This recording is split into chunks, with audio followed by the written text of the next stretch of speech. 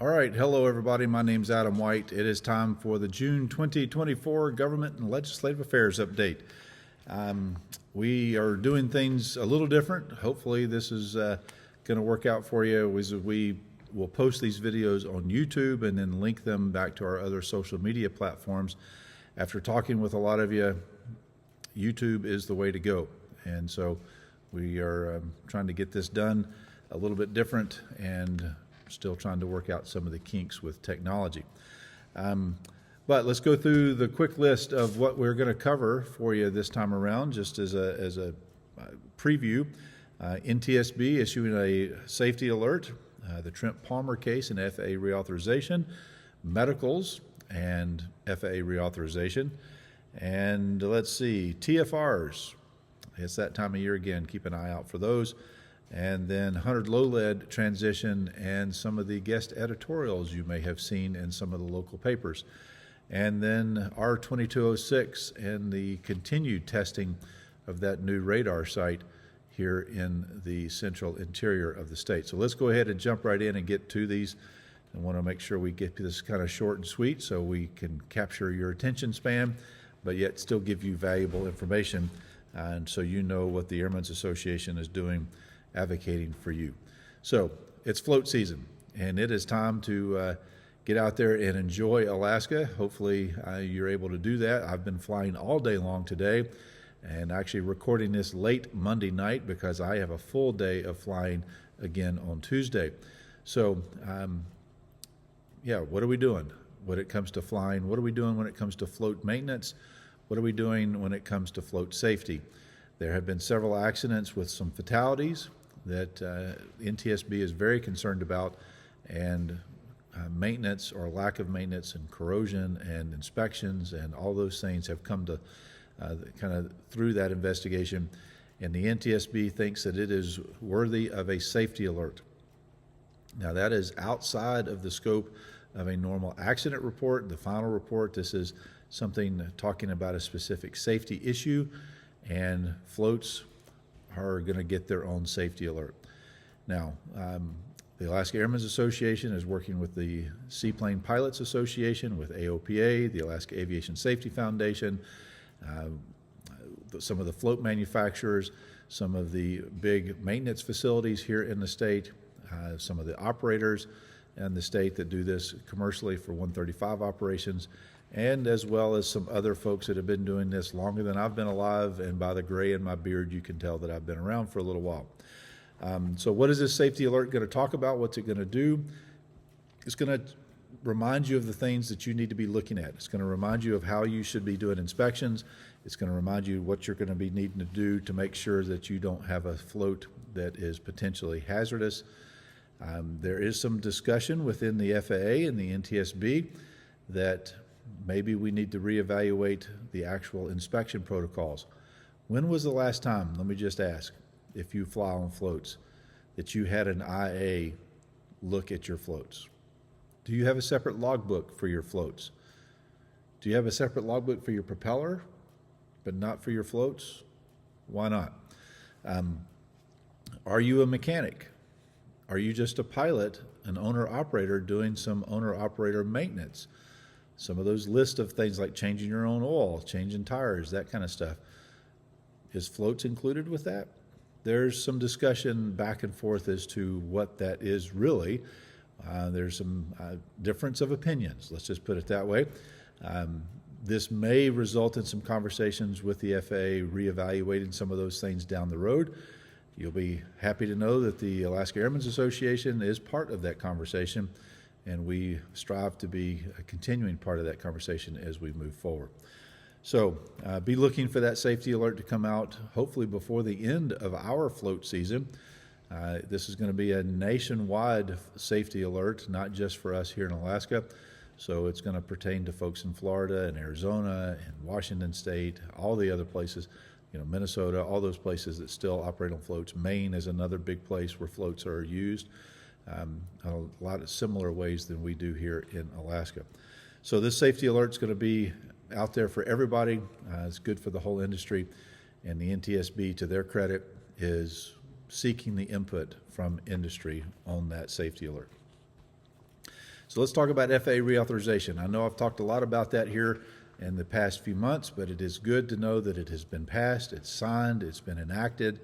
We're counting down the days from some of the time frames and the, I guess, windows of the FAA to act on some certain things that were in that reauthorization bill, and time will tell how those really play out. Some of those were unfunded mandates. Some of them, however, did provide some funding structure as a part of that. When it comes to things that I've had several of our members reach out to me specifically about that is included in the FAA reauthorization bill, specifically talking about medicals and special issuances. A lot of folks are having difficulty because of the backlog in Oklahoma City. Folks have been asked to provide additional paperwork, additional doctor statements, some additional tests. Some of those tests are very expensive.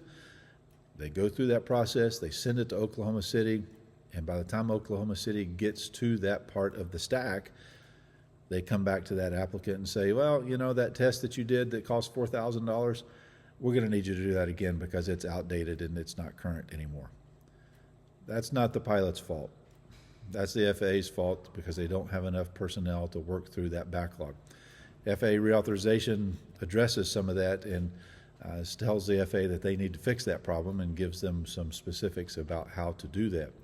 Something else that's included in FAA reauthorization, when it comes to the Trent Palmer case. Trent Palmer, if you remember, has had a legal battle with the FAA, specifically about too close to persons or property, and the case kind of hinged around, was the low pass an inspection pass, and was it necessary for landing? The reason why we do inspection passes is because we need to determine whether or not it's safe to land there, and we may determine that it's not safe to land there. But in the meantime, we may have gotten closer to persons or property than we normally would have if we were not in the act of landing. Now, you can probably hear in the background, I am here at the airport, and it's late at night, and there's some folks coming in doing practice approaches. So I'm not going to apologize for airplane noise. It's good stuff.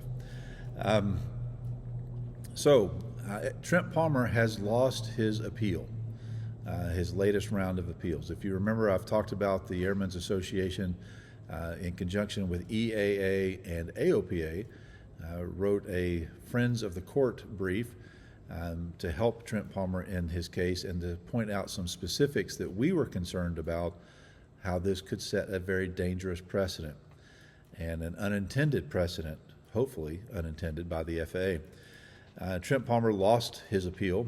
His next level of appeal would be to the Supreme Court. I don't know that he has the appetite for that. I don't know that he has the budget for that. And I don't know if the Supreme Court would actually pick up the case and actually hear it.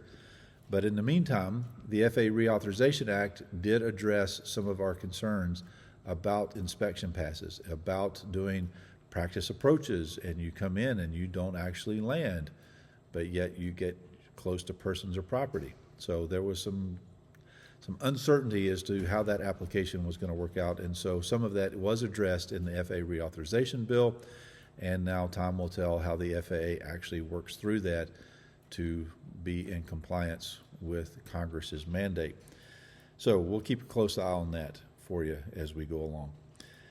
Something else I wanted to talk about is on June 11th in the Anchorage Daily News, there was a guest opinion piece, a guest editorial that was written making some statements and voicing some concerns about a slow transition and what this group and organization felt was an intentional, these are my words, but dragging our feet in making a transition away from 100 low lead. They made some assertions and claims that, they made some assertions and claims that some of the things that we have been saying and other people in the industry are patently false. Well, I beg to differ. We are not going to say things that we know are false. We are not going to mislead our members or the public. We are going to make sure that our facts are straight and our ducks are in a row. I feel like that article was a little one-sided, and I'm being generous in that statement. There were some nuances to the things that were referenced there, like there are some viable and available fuels. That is true. There's one product that is STC approved. However, there's some things that have not been provided when it comes to validation of that fuel. We have been told by the manufacturer of that fuel that we should just trust them. Well, I'm just going to leave that where it sits. We need to have some data. We need to be able to verify some of those claims. The claim is that because it's an STC, all those things have been validated. However, they were not validated in our operating environment and our operating conditions, and there's some disagreement about that. But to say that it's commercially available, 1 million gallons sitting in a tank farm at a refinery does not necessarily mean it's commercially available, especially not commercially available in Alaska. Alaska has some unique challenges when it comes to supply chain.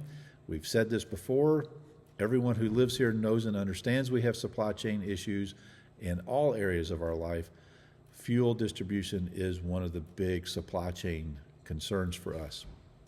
We have one company that imports the majority of the 100 low lead, and they tell us that they will import whatever fuel we decide we want to burn, but it will take years to complete a transition away from 100 low lead. Years. Not days, not weeks, not months, but years. To say that we can make a transition today or this year is not going to happen. I don't care if we have a perfect replacement. It cannot completely happen within a year. And it's just the reality of supply chain logistics for us here in the state. Do we want this transition to happen? Absolutely. Do we want to stop burning a fuel that is harmful to the environment and not good for humans?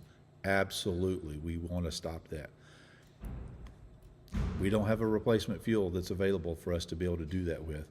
And we have serious questions and concerns about the other fuels that are working through the process that we need to wait and see what that result looks like. So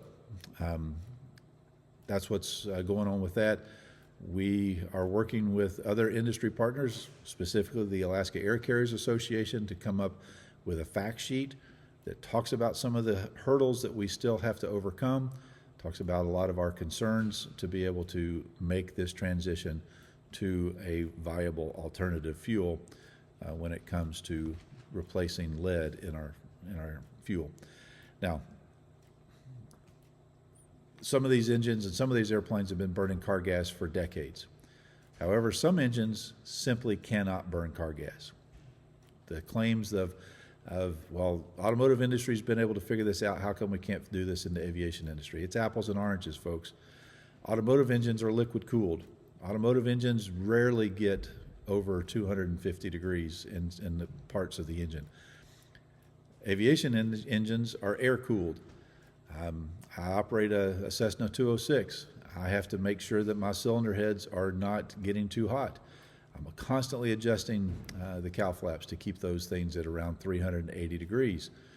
That's a much hotter engine than a liquid-cooled engine. Metallurgy is different. The way it reacts is what things are different. It's just simply not that easy, okay? I'm going to stop talking about that because there's other things here on the list I want to say. TFRs, it's summertime. TFRs we know pop up here and there and everywhere.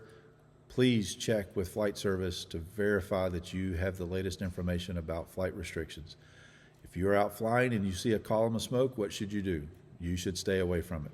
You should give it a wide berth. If it appears that it's a relatively new start and you weren't aware of it, check with Flight Service. They may not be aware of it yet either. So, and always check with Flight Service for the latest when it comes to temporary flight restrictions. They are your best source of making sure that you have the most current data, okay?